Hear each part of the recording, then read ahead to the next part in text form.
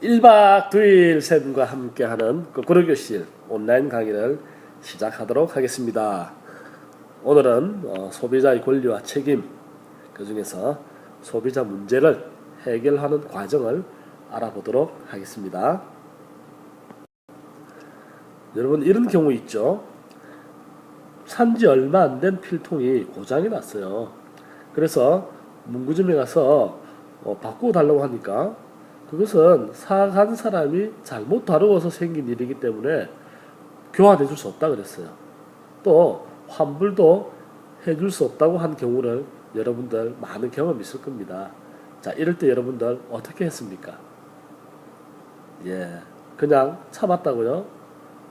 또 새로운 필통을 또 샀다고요? 과연 그 방법이 옳은 방법일까요? 우리는 앞서서 우리 소비자의 권리가 있다고 배웠습니다.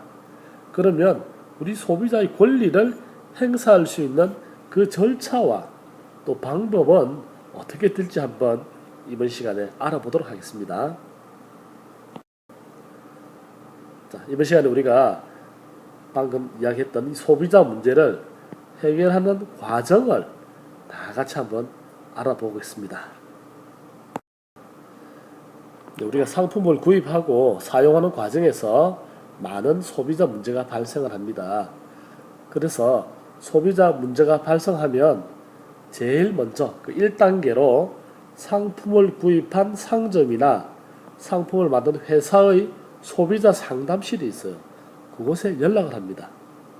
또는 전화나 인터넷, 편지 등으로 그 문제를 간단하고 또 분명하게 설명을 하고 수리를 해달라거나 또는 교환해 달라거나 또는 환불을 요구하면 되겠습니다.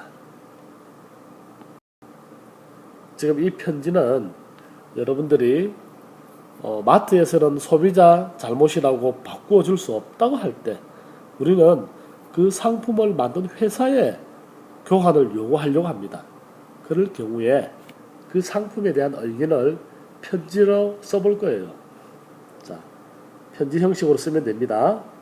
누구누구에게, 그리고 상품을 산 날짜와 장소, 상품 이름을 구체적으로 여기다가 써야 되겠습니다. 그리고 그 상품의 문제점을 간략하게 써주면 되겠습니다. 그리고 우리의 요구사항을 정확하게 적어줘야 되겠습니다. 교환을 해달라거나 또는 수리를 해달라거나 또는 환불을 요청할 수가 있습니다. 그래서 그 답장을 요청을 하는데 몇 월 며칠까지 해 주실 것을 부탁을 해야 됩니다. 협박이 아니에요.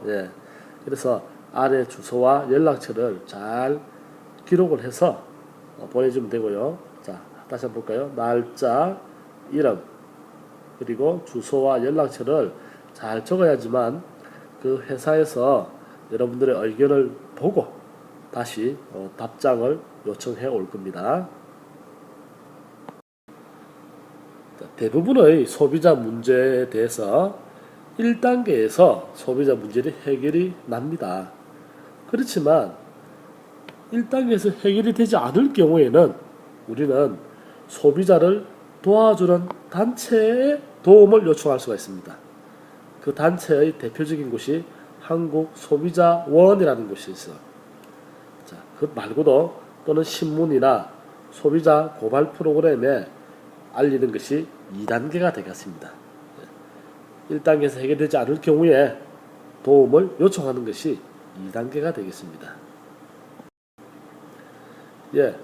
2단계에서도 소비자 문제들이 해결되지 않을 경우에는 3단계로 한국소비자원의 소비자분쟁조정위원회의 도움을 요청합니다.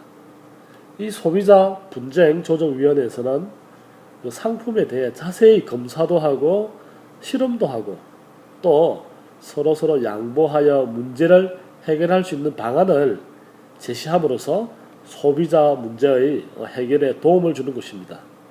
여기서도 해결이 안 되면 4단계로 넘어가야 되겠죠.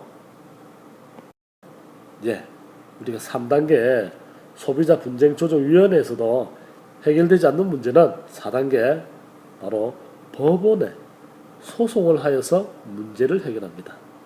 자, 여기 판사님도 계시고 또 여기 원고와 피고가 있습니다. 또 방청객도 있고요. 우리가 재판하는 것과 똑같죠. 그 법원에서 해결해 줘야 됩니다. 그렇지만 이런 과정이 매우 복잡해요. 또 시간과 노력이 많이 들고 또 돈이 많이 들기도 합니다. 다음은 이 소비자 단체의 도움으로 해결된 소비자 피해 사례가 되겠습니다.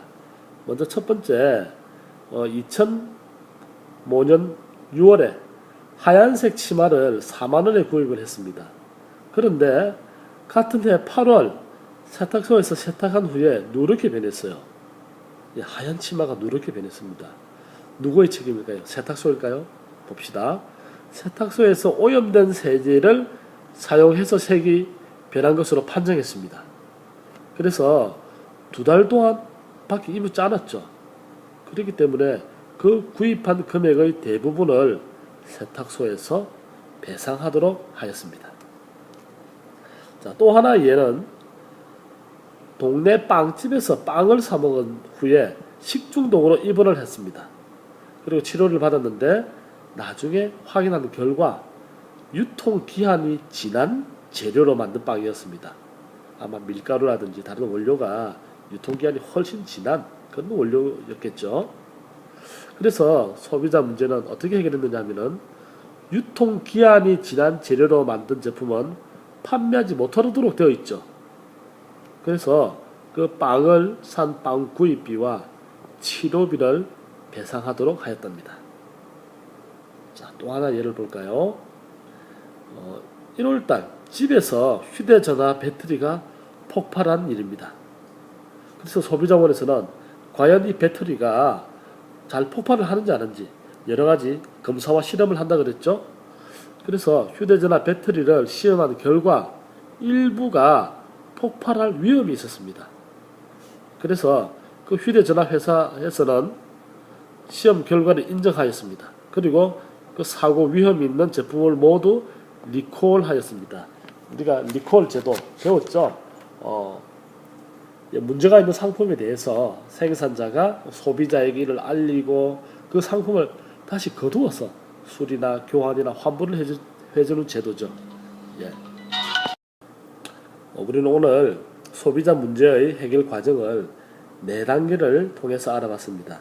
자, 첫 번째 단계에서는 상품을 구입한 상점이나 또 만든 회사의 소비자 상담실에 연락을 하는 방법이 있었습니다. 보통 이 단계에서 해결이 원만하게 이루어지면 좋겠죠. 자, 그래도 안 될 경우에 2단계 한국소비자원이나 또는 소비자 단체의 도움을 요청합니다. 자, 그래도 안 된다 그럴 때는 소비자 분쟁 조정 위원회에 있어 한국소비자원 안에 있는 소비자 분쟁 조정 위원회에 도움을 요청합니다. 이 소비자 분쟁 조정 위원회에서는 그 제품에 대해서 실험도 하고 검사도 한다 그랬죠. 자, 그래도 해결이 안 될 경우에는 우리는 마지막으로 법으로 해결할 수밖에 없습니다. 법원에 소송을 하여서 문제를 해결한다 그랬습니다. 자, 오늘 소비자 문제 해결 과정 4가지 단계 여러분들 잘 이해되었습니까? 예. 자, 오늘 배운 내용을 여러분들이 다시 한번 더 듣고 또 중요한 내용은 적어가면서 이해하시기 바랍니다. 그리고 교과서나 사회과 탐구책을 꼼꼼히 꼭 읽어보시기 바랍니다. 자, 그리고 여러분들 미션이 있습니다. 자, 미션은 오늘 소비자 문제 해결 과정 4단계가 있었죠. 그래서 1, 2, 3, 4 모둠, 4모둠이니까 각각의 단계별로 추첨을 해서 각 단계에 해당되는 역할극을 모둠별로 해보도록 하겠습니다. 자, 선생님 저번 시간에 보니까 너무 잘했어요. 이번 시간에도 선생님 잘하리라 믿습니다.